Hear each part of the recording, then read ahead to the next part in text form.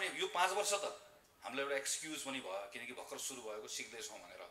अब आउने 5 वर्षमा पनि हामीले प्रदेश सरकारको औचित्य कामबाट परिणामबाट स्थापित गर्न सकेनौँ भने चाहिँ हामीले ल्याएको हामीले भनेको त्यसैले संविधानमा छ भनेर मात्र यो बाँच्दैन। यो बाँच्ने कि नबाँच्ने भन्ने कुरा हाम्रो कर्ममा भर पर्छ। हामी के को आधारमा जनतालाई आश्वस्त बनाउँछौँ? चुनावभन्दा अगाडि तालमेल गर्ने थुप्रै देशहरू छन्। भारत छ, एनडिए युपिए भनेर गर्छ उनीहरूको, होइन?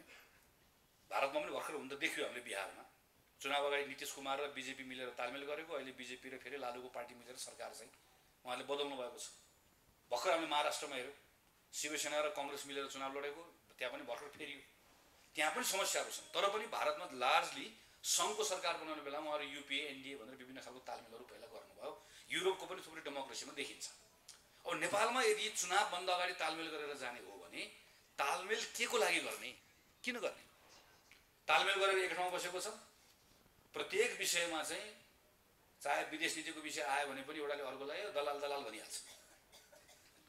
अनि हाम्रो दलाल पनि भनेको छ, सँगै पनि बसेको छ। दलाल हो भने त सँगै बस्नु भएन नि त।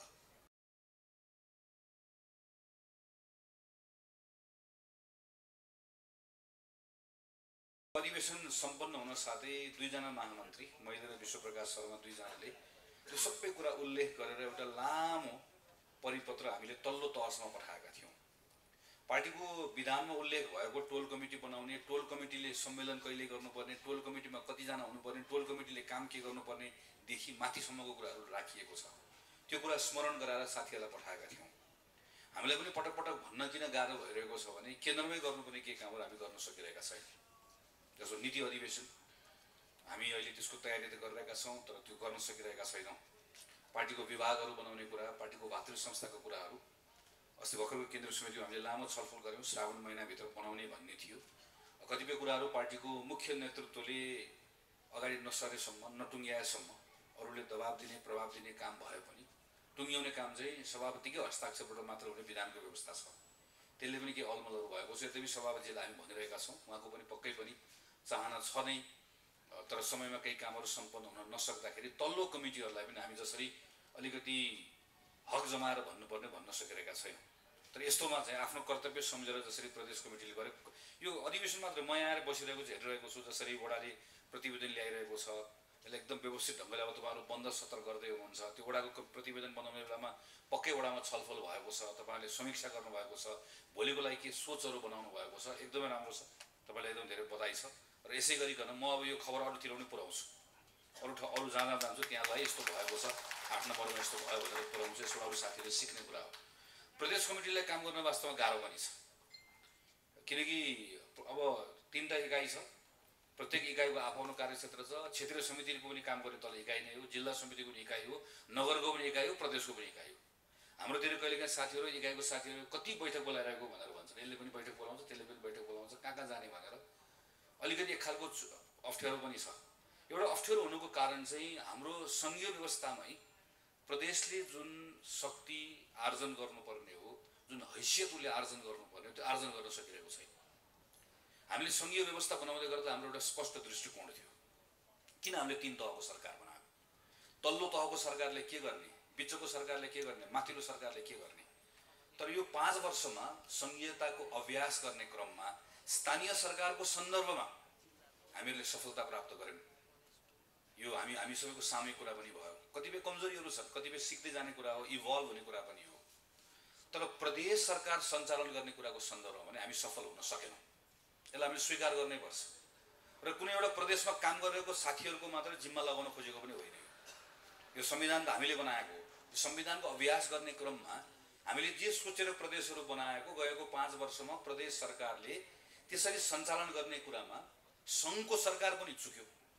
हामीले त्यो प्रदेश किन बनाएको भन्ने कुरा त्यसलाई बुझ्नै सकेनौँ, बुझ्न चाहेनौँ। प्रदेशको सरकार पनि चुक्यो। जसले गर्दाखेरि नागरिकको तहबाट हेर्दै गर्दा प्रदेश किन चाहियो, प्रदेश किन चाहिन्छ भनेर प्रश्न उठेको अवस्था छ। अब जुन प्रदेश सरकार अथवा प्रदेशको संरचना सङ्घीय तहले संविधानले बनाएको संरचना हो, त्यसले ठिक ढङ्गले काम गर्न नसक्दै गर्दा पार्टीको संरचनामा रहेको प्रदेशलाई पनि कुन भूगोलमा काम गर्ने, कुन विषयमा काम गर्ने भन्ने कुराको सन्दर्भमा स्वाभाविक रूपमा अप्ठ्यारो आउने भयो। अहिले बागमतीको प्रदेश सरकार जुन सोचका साथ बनाइएको त्यो सोचका साथ काम गरिरहेको भए अहिले हाम्रो पार्टीको प्रदेशको संरचनाले पनि कहाँ काम गर्थ्यो भने जसरी वडाले काम गर्ने वडाको सरकारसँग हो उसको काउन्टर पार्ट, नगरपालिकाले नगर समितिले काम गर्ने नगरको सरकारसँग हो, त्यसै गरी प्रदेशले काम गर्ने प्रदेशको सरकार हो भन्ने स्थिति बन्थ्यो। त्यो बन्न नसक्दाखेरि हाम्रो प्रदेश कमिटीलाई काम गर्न गाह्रो भएको छ। मैले बुझेको कुरा यति हो, यो संविधान बनाउने कुराको सन्दर्भमा संविधान सभामा बसेर काम गरेको हो, त्योभन्दा अगाडिको आन्दोलनमा पनि काम गरेको, हामी सबैले काम गरेको हो। हामीले एउटा सुविचार सोचका साथमा सङ्घीय संरचना निर्माण गऱ्यौँ, 3 तहको सरकार बनाएका छौँ। भर्खर संविधानको अभ्यास सुरु भएको छ, हामीले कतै पन्छाएर पनि हुँदैन। तर यो मङ्सिरको निर्वाचन पछाडि जब फेरि हामी 7वटा प्रदेशको संरचना बनाउँछौँ, अब आउने यो 5 वर्ष त हामीलाई एउटा एक्सक्युज पनि भयो, किनकि भर्खर सुरु भएको सिक्दैछौँ भनेर।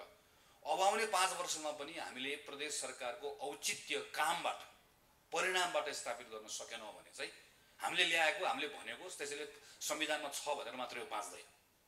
यो बाँच्ने कि नबाँच्ने भन्ने कुरा हाम्रो कर्ममा भर पर्छ। प्रदेश सरकारहरू टिक्छन् कि टिक्दैनन् भन्ने कुरा अबको 5 वर्ष यसको एउटा परीक्षा हो र यो अन्तिम परीक्षा हो। यसमा अहिले राम्रोसँग उत्तीर्ण गर्न सक्यो, त्यसपछि गएर कसैलाई प्रदेश चाहिन्छ चाहिँदैन भन्ने कुरै आउँदैन, चाहिन्छ भन्ने हुन्छ, टिक्छ। यसले फेरि पनि काम गर्न सकेन, यसको कामै छैन भन्ने भयो भने टिक्दैन। यसले आफूलाई प्रमाणित गरेर देखाउन सक्नुपर्छ भन्ने मलाई यो लाग्छ। अब यो बिचमा अर्को प्रदेश कमिटीले हाम्रो अर्को काम गर्नुपर्ने विषयको सन्दर्भमा भनेको चाहिँ हामी को हौँ, हामी नेपाली कङ्ग्रेसको सदस्य हौँ।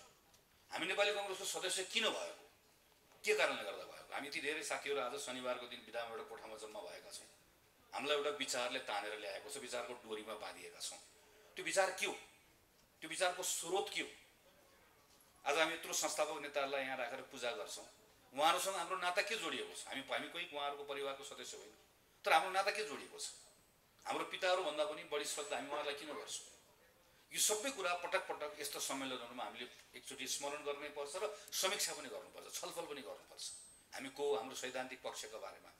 तर त्यो सँगसँगै राजनीतिक दलको लागि अर्को एउटा विषय के हुँदो रहेछ भने हामीले यस्ता सम्मेलनहरूमा एउटा छुट्टै एउटा समय नै निकालेर कन्टेम्पोरेरी अर्थात् समसामयिक राजनीतिक मुद्दाहरूमा पनि छलफल गर्नैपर्छ। त्यो गऱ्यो भने बल्ल साथीहरू प्रशिक्षित हुनुहुन्छ। प्रशिक्षित हुने भनेको छुट्टै प्रशिक्षण कार्यक्रम मात्र होइन, हामीले प्रत्येक कार्यक्रमलाई हामीले त्यो स्वरूपमा पनि ढाल्नुपर्छ। म यो सभापतिलाई आग्रह गर्न चाहन्छु। जस्तो आज एउटा प्रसङ्ग उठ्यो, एमसिसीको प्रसङ्ग उठ्यो अथवा नागरिकताको प्रसङ्ग उठ्ला, यस्तो विषयहरूमा कम्ती नेपाली कङ्ग्रेसको 8 लाख करिब 9 लाख हामी क्रियाशील छौँ। हामी 9 लाख क्रियाशील सदस्य त स्पष्ट हुनुपर्छ। हामी स्पष्ट भयो भने न देश र जनतालाई स्पष्ट बनाउन सक्छौँ। हामीलाई मनमा कता कता हामीले गल्ती पो गरे हो कि कमजोरी पो गरे हो कि भन्ने लागिरहेको हुन्छ। त्यो गल्ती र कमजोरी गरेको हो कि भन्ने किन लागेको हो भने हामी हाम्रो बारेमा आफू प्रष्ट नभएर हाम्रो बारेमा अरूले भनिदिएको विचारबाट प्रभावित हुँदै यस्तो अवस्था बन्ने हो। यही एउटा उदाहरणको लागि हेरौँ, एमसिसी वा कुनै विषयलाई हेर्नुभन्दा पहिला हामीले यसको लार्जर पिक्चर हामीले हेर्नुपर्छ। नेपाली कङ्ग्रेस पार्टी, हामी पार्टीको स्थापनादेखि आजसम्म के विषयमा प्रष्ट छौँ भने नेपालले कुनै पनि वैदेशिक सम्बन्ध राख्ने विषयको सन्दर्भमा यसलाई केले निर्देशित गर्छ? यसलाई हाम्रो संविधानले निर्देशित गर्छ, हाम्रो इतिहासले निर्देशित गर्छ, हाम्रो परम्पराले निर्देशित गर्छ, हाम्रो आवश्यकताले निर्देशित गर्छ, हाम्रो संविधानले हामीलाई बाटो देखाएको छ। हामी पञ्चशीलको सिद्धान्तको आधारमा, असंलग्न नीतिको आधारमा हामी अरू देशहरूसँग सम्बन्ध राख्छौँ। हामी सबै मित्रहरूसँग मित्रको जस्तै व्यवहार गर्छौँ। हाम्रो लागि सबै मित्रहरू बराबर हुन्। हामी चीनसँग पनि, भारतसँग पनि, युरोपसँग पनि, अमेरिकासँग पनि, जापानसँग पनि सबै देशहरूसँग मित्रवत सम्बन्ध राख्छौँ। हामी सबै देशहरूसँग काम गर्न चाहन्छौँ। हामी सबै देशहरूको उनीहरूको पनि हित चाहन्छौँ, हाम्रो पनि हित चाहन्छौँ। नेपालको संविधानले नै मार्ग निर्देशित गरेको हाम्रो परराष्ट्र नीतिले के भन्छ? हाम्रो परराष्ट्र नीतिले के भन्छ भने हामी अहिले विकासको जुन अवस्थामा छौँ, विकासको यो अवस्थामा भएकोले गर्दा हाम्रो देशको विकासका आकाङ्क्षाहरू पुरा गर्नको लागि अरू देशसँग सम्बन्ध राखेर सकेसम्म नेपालको हितमा सहायता परिचालन गर्नु हाम्रो घोषित परराष्ट्र नीति हो भनेर भन्छ। हामी कुनै देशमा राजदूतावास किन खोल्छौँ? राजदूतावास खोलेपछि त भाडा तिर्नुपर्छ, राजदूत पठाउनुपर्छ, कर्मचारी राख्नुपर्छ, पैसा राख्नुपर्छ। त्यो देशसँग किनभने त्यो देशसँग सम्बन्ध कायम राखेर हाम्रो व्यापार बढाउन सकिन्छ कि केही हामीले नेपालको हितमा कुनै सहायता परिचालन गर्न सकिन्छ कि भन्ने यो हाम्रो घोषित उद्देश्य हो। यो उद्देश्यका साथ हामीहरू काम गर्छौँ। हामी खास गरिकन अझ हाम्रो मित्रहरूसँगको विशिष्ट सम्बन्ध हामी राख्दछौँ। यो हाम्रो घोषित नीति हो, यसमा कुनै तलमाथि केही पनि भएन। यही प्रसङ्गलाई यही आलोकमा अब हामीले हेऱ्यौँ भने हामीले संयुक्त राज्य अमेरिकासँग गरेको सम्झौता जसलाई हामी एमसीसी भनेर भन्छौँ, हामी सरकारमा हुँदा होस्, सरकारमा नहुँदा होस्, सडकमा हुँदा होस्, सदनमा हुँदा होस्, हामी कहिले पनि हाम्रो फरक कुराहरू रहेन। हामीले के भन्यौँ, यो प्रारम्भ भएको कसको पालोमा? नेपाल कम्युनिस्ट पार्टीको नेता झलनाथ खनालको बेलामा प्रारम्भ भएको। झलनाथ खनालको बेलामा अझ माधव नेपालको बेलामा प्रारम्भ भएर झलनाथ खनाल हुँदै, बाबुराम भट्टराई हुँदै, पुष्पकमल दाहाल हुँदै हुँदै हुँदै हुँदै हुँदै हुँदै यहाँसम्म आइपुग्यो। अस्ति हामीले यो सम्झौता गऱ्यौँ। जसरी हामीले एमसीसी सम्झौता गऱ्यौँ, नेपाली कङ्ग्रेसकै नेता परराष्ट्र मन्त्री प्रकाश शरण महत हुँदै गर्दा हामीले बीआरआईमा पनि हस्ताक्षर गऱ्यौँ। नेपाली कङ्ग्रेस पार्टी नै हो जसले बीआरआई पनि हस्ताक्षर। बीआरआई भनेको जसरी एमसीसी अमेरिकाको सहायता सम्झौता हो, त्यस्तै गरिकन बीआरआई चीनको सहायता सम्झौता हो। यो कुनै नयाँ कुरा होइन। फेरि हिजो जननायक बीपी कोइराला हुँदै गर्दा, बीपी कोइराला पछाडि राजा महेन्द्रकै शासनकालमा पनि नेपालले के गर्यो? भारत र चीनको बिचमा ठुलो लडाइँ चलिरहेको बेलामा पनि नेपालले भारतसँग पनि काम गर्यो, त्रिभुवन राजमार्ग बनायो। चीनसँग पनि काम गर्यो, अरण्यको राजमार्ग बनायो। अमेरिका र रुसको बिचमा शीत युद्ध चलिरहेको बेलामा पनि अमेरिकासँग पनि काम गर्यो, रुससँग पनि काम गर्यो। नेपाल कसैको पक्षमा लाग्यो? नेपाली कङ्ग्रेसले यही कुरा सिक्यो। नेपालको हित केमा हुन्छ? नेपालको हित भारत, चीन, अमेरिका, जापान सबसँग मित्रवत सम्बन्ध राख्ने, सबैसँग काम गर्ने, नेपालको हितमा सबैसँग मिलेर आफ्नो सहायता परिचालन गर्ने, तर कसैको पक्षमा पनि नलाग्ने। अब भारत र चीनको बिचमा लडाइँ भयो भने काङ्ग्रेस कतापट्टि लाग्छ? कुनै पनि काङ्ग्रेसको साथी प्रस्तो कतै पनि लाग्दैन। काङ्ग्रेसले प्रार्थना गर्छ लडाइँ नहोस्, तर लडाइँ भयो भने कतापट्टि लाग्छ? कतै पनि लाग्दैन। चीन र अमेरिकाको बिचमा तनाव भयो भने काङ्ग्रेस कतापट्टि लाग्छ? काङ्ग्रेस प्रार्थना गर्छ तनाव नहोस्, भयो भने के गर्छ? कतैपट्टि लाग्दैन। त्यही भएर यही नेपाली कङ्ग्रेस पार्टी होइन जस्तै अस्ति भर्खर अर्को एउटा एसपीपी भन्ने सम्झौताको बारेमा चर्चा भयो। त्यो सम्झौतामा हस्ताक्षर गरियो भने प्रकारान्तरले नेपाल कुनै एउटा कित्तामा उभिनुपर्ने अवस्था आउन सक्दछ भन्ने ठान्यो। त्यो सम्झौतालाई खारेज गर्यो। भर्खर अस्ति हाम्रो परराष्ट्र मन्त्री चीन गएर आउनुभएको नारायण खड्का चीन गएर अमेरिका र चीनको बिचमा यत्रो तनाव भइरहेको बेलामा नारायण खड्का चीन गएर के भनेर आउनुभयो कि नेपाल एक चीन नीतिमा प्रतिबद्ध छ। त्यो बेलामा अमेरिकाले के चाहेको होला? अहिले अमेरिकाले के चाहेको होला भने काङ्ग्रेसको नेतृत्वमा रहेको नेपालको सरकारले अमेरिका र चीनको बिचमा लडाइँ भएको बेलामा अमेरिकाको पक्षमा उभिदिए हुन्थ्यो भन्ने चाहेको होला। उभियो त? उभिएन। किन? हामी के प्रष्ट छौँ? हामी नेपालको सम्बन्ध जुन छ त्यो सम्बन्ध कायम राख्छौँ। यी महाशक्ति राष्ट्रको बिचमा लडाइँ भयो भने, झगडा भयो भने, तनाव भयो भने, सङ्घर्ष भयो भने हामी कतैपट्टि पनि उभिन्नौँ। भोलि पनि यही गर्ने हो। हामीलाई भारत पनि चाहिन्छ, चीन पनि चाहिन्छ, अमेरिका पनि चाहिन्छ। हामी कोहीसँग कुनै पनि खालको सैन्य गठबन्धनमा, अमेरिकाको मात्र होइन, भारतको मात्र होइन, चीनको मात्र होइन, कोहीसँग पनि बस्दैन। हामी अहिले सबैसँग काम गरिरहेका छौँ।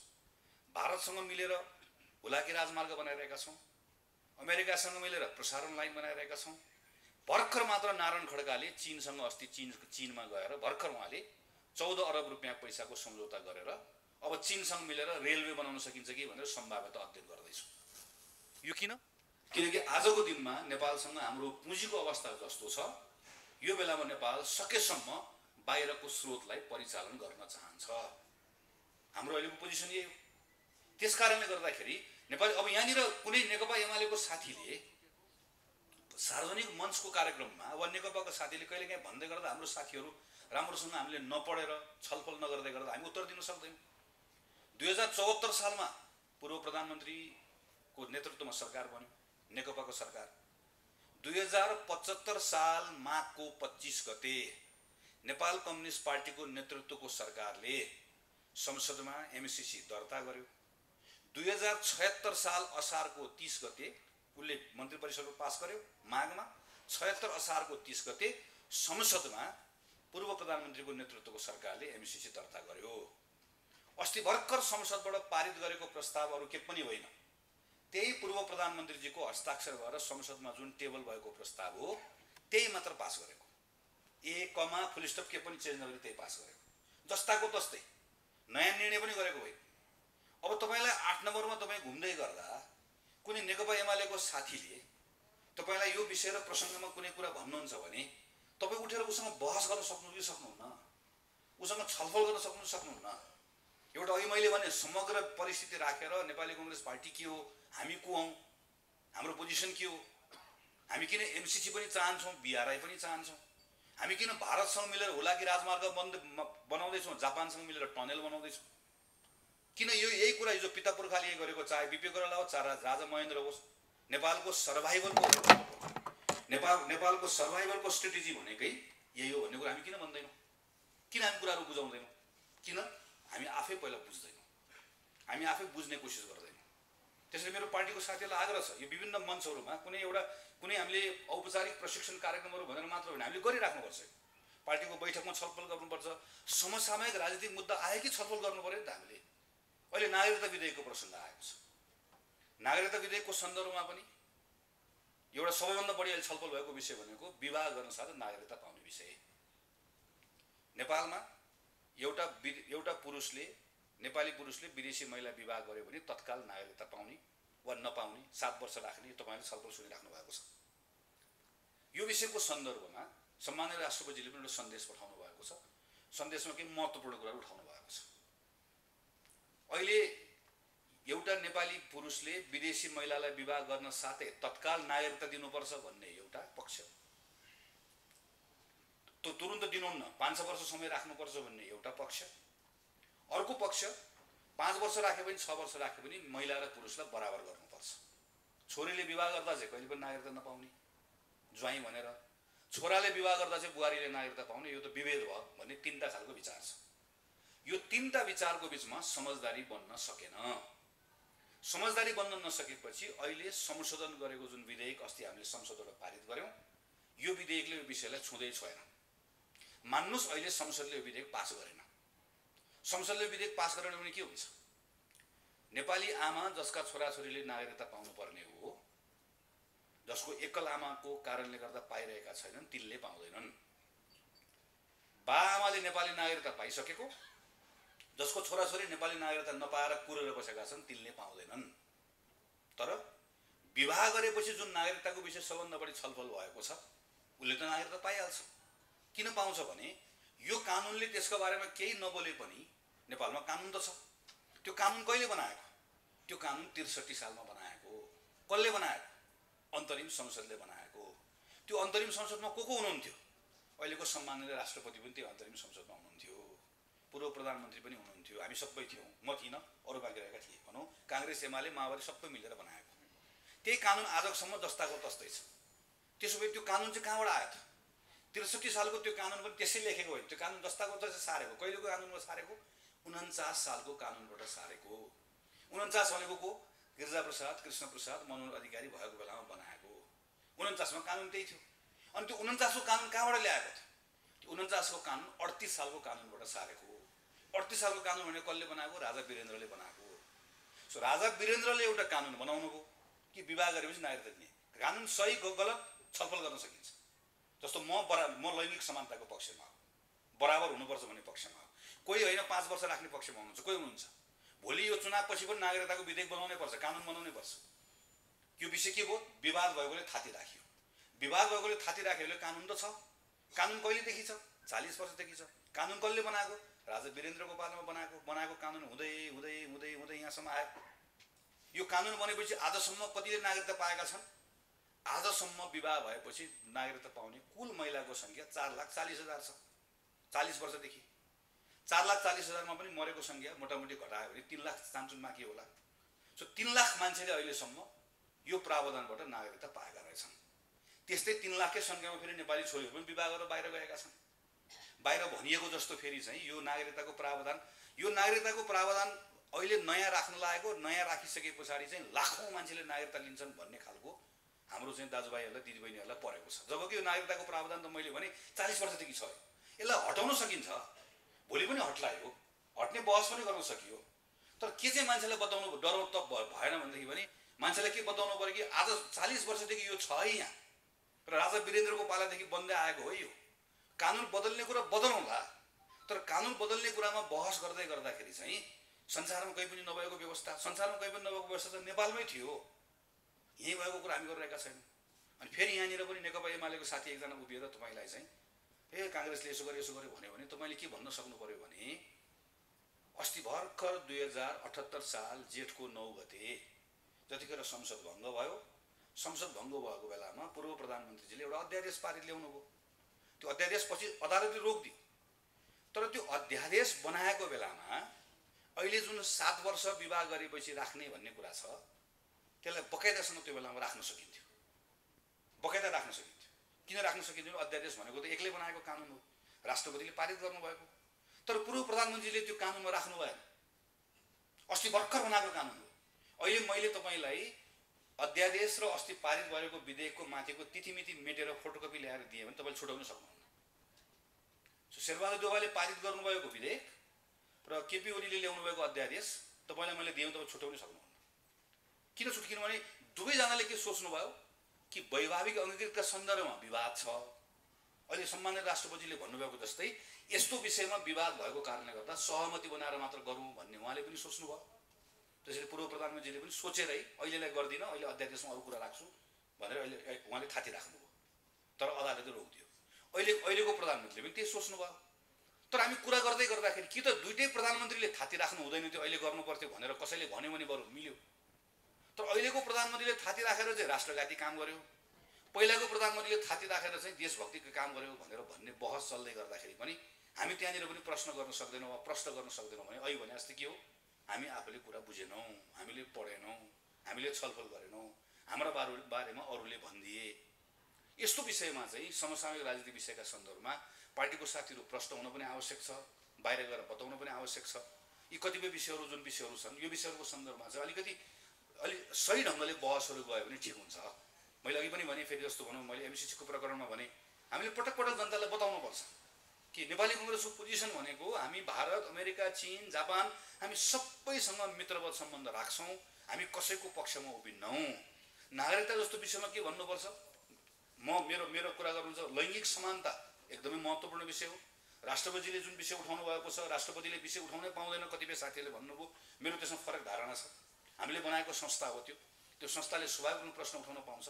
त्यसले प्रश्न उठाए, त्यो प्रश्न उठाएको विषय कतिपय सन्दर्भलाई अब हामीले संविधानै संशोधन गर्नुपर्नेछ, केही कुराहरू जसमा हामीले संशोधन गरेर भोलिको दिनमा नागरिकतामा भएको विभेदलाई सच्याउनु पर्नेछ। यसलाई पनि जनतालाई गएर बुझाउनु पर्नेछ। मैले यो सन्दर्भ आएको बेलामा तपाईँहरूको बिचमा विषय राखेँ। अब यसपछि हामीहरू निर्वाचनको पूर्व सन्ध्यामा आइसक्यौँ, केही दिनमा हामी निर्वाचनमा जान्छौँ। हामी सायद यो 2074 सालमा निर्वाचित भएर आएको सरकारले सही ढङ्गले यहाँसम्म काम गर्दै आएको भए अहिले नेपाल कम्युनिस्ट पार्टीकै नेतृत्वमा सरकार हुन्थ्यो र त्यो सरकारले निर्वाचन गर्थ्यो र हुनु पनि त्यही पर्थ्यो खास। तर नेपाल कम्युनिस्ट पार्टी अब हाम्रो कारणले हामी जम्मा 23 सिट निर्वाचित भएर गएको, हामीले चाहेर सरकार बदल्न पनि सक्दैन थियौँ। उहाँहरूको आफ्नै भित्रको द्वन्द्वको कारणले गर्दाखेरि संसद भङ्ग भयो, सरकार बदलियो र एउटा विशिष्ट परिस्थितिमा हामीले सरकारको नेतृत्व गर्नुपर्ने भयो। हामीले सरकार बनायौँ, स्थानीय चुनाव गरायौँ। अब हामी ठुलो चुनाव पनि गराएर संविधानलाई ट्र्याकमा राख्दै अगाडि बढाउनु पर्ने एउटा जिम्मेवारी छ। यो बिचमा एउटा खालको तालमेल दलहरूको बिचमा बन्यो, किनकि संसदभित्र मैले पनि भने संसद भङ्ग भइसके पछाडि एउटा सङ्ख्या चाहिएको थियो, बन्यो। अब एउटा विशिष्ट अवस्थामा तालमेल बन्यो। अब चुनावभन्दा अगाडि नै फेरि तालमेल गरेर जाने कि नजाने भन्ने बारेमा पनि हाम्रो दलभित्र फरक फरक धारणाहरू थियो। म जस्तो केही साथीहरू थियौँ जो चुनावभन्दा अगाडिको तालमेल चाहिँ नेपालको लोकतन्त्रको स्वास्थ्यको लागि ठिक हुँदैन, हामीसँग त्यो खालको कल्चर छैन भन्ने धारणा राख्ने पनि केही साथीहरू थियौँ। केही साथीहरू होइन, यो तालमेल गरेर जानुपर्छ भन्ने कुराहरू थियो भने केही साथीहरूको कुरा चाहिँ के रह्यो भने म जस्तो साथीले राखेको कुरा तालमेल गर्नु हुँदैन, अहिले अगाडि गर्नु हुँदैन भन्ने कुरा ठिक हो। तर हामीले तालमेल गर्नु हुँदैन भनेर के गर्ने, अर्कोले गरिदिइहाल्छ। र निर्वाचनभन्दा अगाडि तालमेल गरिसके पछाडिको हाम्रो स्थिति चाहिँ हाम्रो सानसानो कन्स्टिट्युन्सी भएको हुनाले गर्दाखेरि हामीले 2074 सालमा एउटा भोगेर आइसक्यौँ। त्यसैले निर्वाचन पछाडिको तालमेल नै उपयुक्त तालमेल हो, तर निर्वाचन अगाडिको तालमेल गर्ने हाम्रो नियन्त्रणमा मात्र छैन भन्ने एकथरी साथीहरूको धारणा रहेपछि हामी अन्तिममा गएर तालमेल गरेर जाने भन्ने पार्टीभित्रको बहुसङ्ख्यक साथीहरूको धारणा त्यही रहेपछि पार्टी भनेको यही हो। कहिलेकाहीँ आफ्नो विचार राख्ने, आफ्नो विचार पार्टीको विचार बनाउन कोसिस गर्ने, भएन भने पार्टीको विचारलाई मानेर हिँड्ने, आफ्नो कुराहरू राख्दै जाने, यही हो पार्टी। यसरी नै चल्छ बन्छ र अन्तिममा गएर हामीले यसरी एउटा निर्णय गऱ्यौँ। तर यो निर्णय गर्दा पनि मैले उठाएको एउटा विषय छ जसमा म अहिले पनि लगातार लागिरहेको छु कि हामीले तालमेल गर्ने भनेर सिटको बाँडफाँड गर्ने भनेर मात्र हुँदैन, त्यसमा 3टा कुरा हामीले ध्यान दिनुपर्छ। पहिलो कुरा, हामीले जस्तो अहिले चुनाव भयो, 2065 सालमा चुनाव भयो। 2065 सालमा चुनावमा माओवादी ठुलो पार्टी भयो, एकल बहुमत कसैको पुगेन, उसले एमालेसँग तालमेल गरेर चुनाव सरकार बनायो। अलिपछि माधव नेपाललाई प्रधानमन्त्री बनाएर एमाले र काङ्ग्रेसले तालमेल गरेर सरकार बनायो। 70 सालमा काङ्ग्रेस ठुलो पार्टी भयो, बहुमत पुगेन, हामीले एमालेसँग तालमेल गऱ्यौँ। अलिपछि केपी ओली र प्रचण्ड मिलेर तालमेल गर्नु, अलिपछि प्रचण्ड र हामी मिलेर तालमेल गऱ्यौँ। चुनाव पछिको तालमेल त हामी कहाँ भइ नै रहेको छ यो निर्वाचन प्रणालीले गर्दा। तर चुनाव अगाडिको तालमेलको अभ्यास चाहिँ अस्ति मात्र नेकपाले गर्यो, एमाले र माओवादी मिलेर गर्यो। तालमेल गरेर भोट माग्यो, तपाईँकै क्षेत्रमा आएर भोट माग्यो, हामी एउटै हौँ भनेर भन्यो, हामी एक हौँ भन्यो, सँगै बस्यो, गीत गायो, मुठी कस्यो। तर चुनाव पछाडि त फेरि एउटा आफ्नो बाटो हिँड्यो। हामी भोलि गएर तालमेल गरेर चुनाव लड्छौँ, अघि पनि कुरा उठ्यो, भोलि अनि हामी गएर मत माग्छौँ, कोही हँसियातौडामा माग्ला, कोही कलममा माग्ला, कोही केमा माग्ला, अरू साथीले रुखमा माग्ला, अनि चुनाव भएको 6 महिनापछि हामी एकातिर अर्को एकातिर हिँड्दैन भन्ने कुरा ग्यारेन्टी के? त्यो किन 74 मा हामीले देख्यौँ त, पार्टी नै एउटै हो, हामी कम्युनिस्ट एक हौँ, सारा एक हौँ भनेर गीत गाएको त दुईतिर हिँड्यो भने हामी हिँड्दैनौँ भन्ने कुरा के छ ग्यारेन्टी? हामी के को आधारमा जनतालाई आश्वस्त बनाउँछौँ?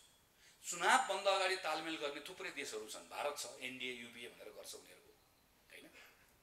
भारतमा पनि भर्खर हुन त देखियो हामीले बिहारमा चुनाव अगाडि नीतिश कुमार र बिजेपी मिलेर तालमेल गरेको, अहिले बिजेपी र फेरि लालुको पार्टी मिलेर सरकार चाहिँ उहाँले बदल्नु भएको छ। भर्खर हामीले महाराष्ट्रमा हेऱ्यौँ, शिवसेना र कङ्ग्रेस मिलेर चुनाव लडेको, त्यहाँ पनि भर्खर फेरियो। त्यहाँ पनि समस्याहरू छन्, तर पनि भारतमा लार्जली सङ्घको सरकार बनाउने बेलामा उहाँहरू युपिए एनडिए भनेर विभिन्न खालको तालमेलहरू पहिला गर्नुभयो। युरोपको पनि थुप्रै डेमोक्रेसीमा देखिन्छ। अब नेपालमा यदि चुनावभन्दा अगाडि तालमेल गरेर जाने हो भने तालमेल के को लागि गर्ने, किन गर्ने? तालमेल गरेर एक ठाउँमा बसेको छ, प्रत्येक विषयमा चाहिँ चाहे विदेश नीतिको विषय आयो भने पनि एउटाले अर्कोलाई दलाल दलाल भनिहाल्छ। अनि हाम्रो दलाल पनि भनिहाल्छ, सँगै पनि बसिहाल्छ। दलाल हो भने त सँगै बस्नु भएन नि त, होइन? हामीलाई चाहिँ कुनै एउटा विषय लिएको चाहिँ राष्ट्रघाती भन्यो, राष्ट्रघातीसँग किन सँगै बस्ने? साँच्चीकै हामी राष्ट्रघाती हो भने त राष्ट्रघातीसँग त बस्नु हुँदै भएन नि त। यो त्यसरी न्यूनतम कुरामा पनि हाम्रो कुरा मिल्दैन भनेदेखि भने हामी सँगै बस्नु उतो हुँदैन कि न्यूनतम कुराको बारेमा अहिले गफ नगर्ने, खालि चुनाव चाहिँ जित्ने हो नि, यो चाहिँ यो भएन। यो भनेको चाहिँ हामीले यो लोकतन्त्रको आधारभूत कुरालाई मार्यौँ हामीले। हामी निर्वाचनमा जाने भनेको निर्वाचनमा त सर्टेन मुद्दा लिएर जाने हो नि त। दलको आफ्नो मुद्दा हुन्छ, तर साझा मुद्दा पनि हाम्रो केही मुद्दाहरू हुनु पऱ्यो।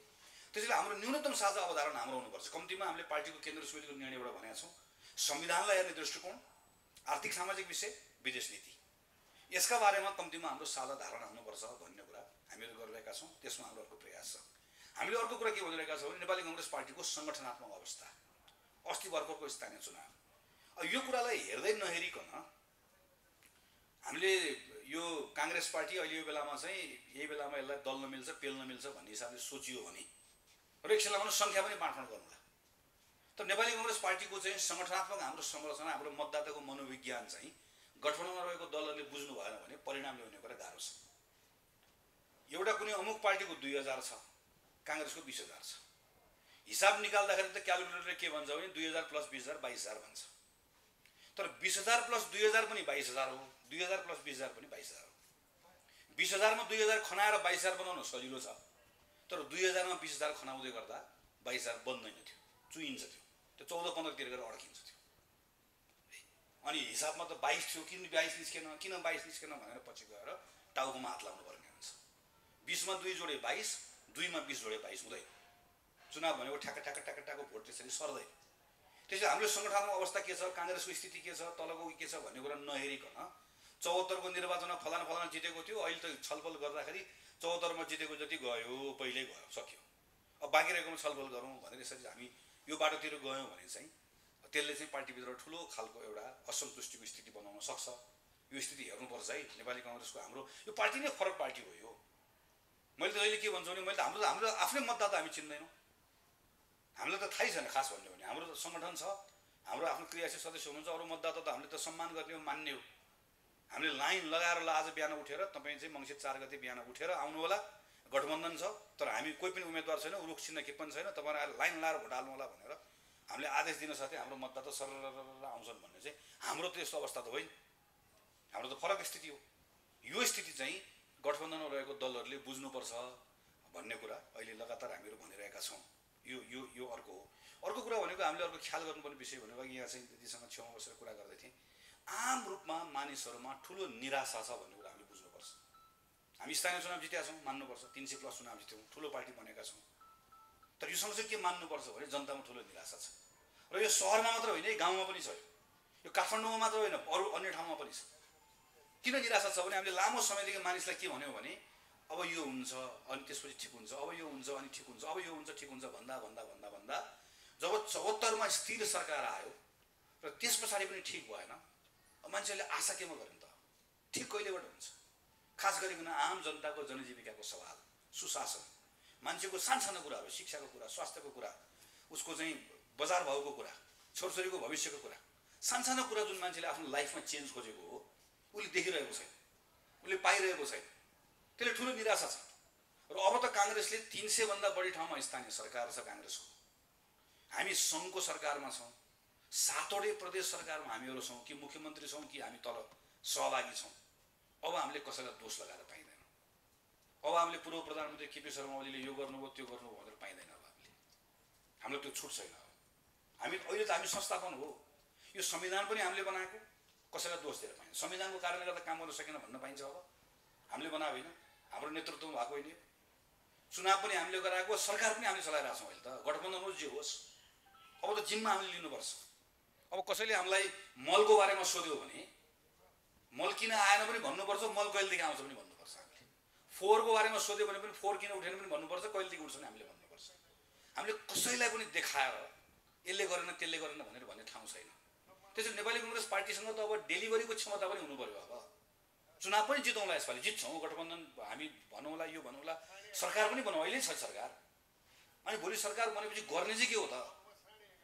ल मङ्सिर 4 गते भव्यसँग चुनाव जित्ने, 7वटा प्रदेशको सरकार बनाउने अहिले छ त बाबा।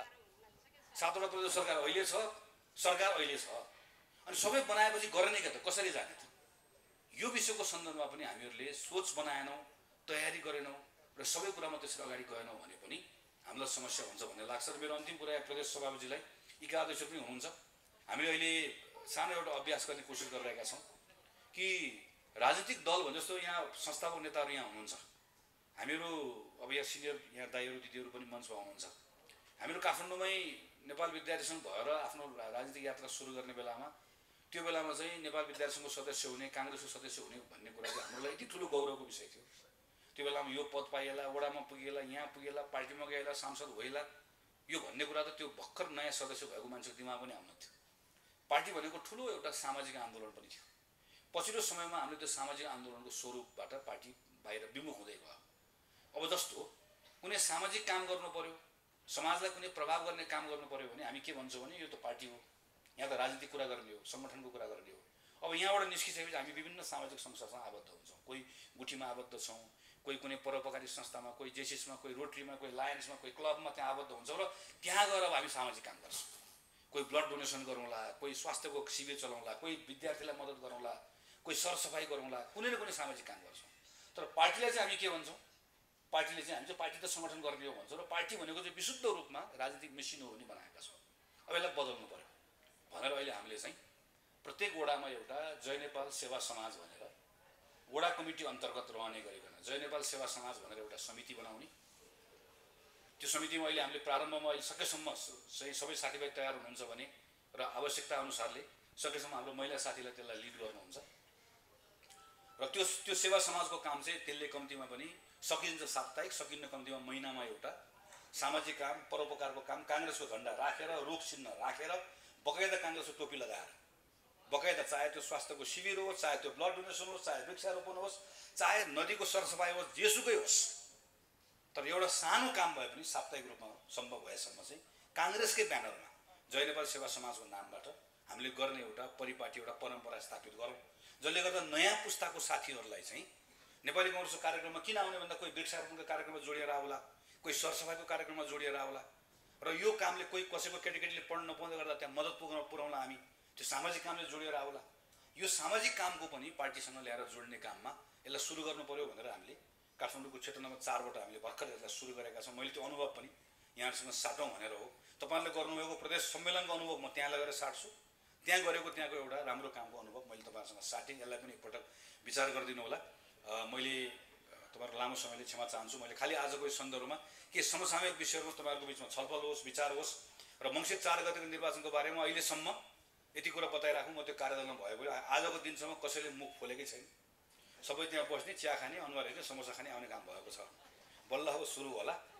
त्यसैले यहाँको स्थिति, यहाँको चुनाव क्षेत्रको बारेमा पनि आजको छलफलमा तपाईँहरू बसेर अलिकति खुलेर छलफल गर्नुहोला।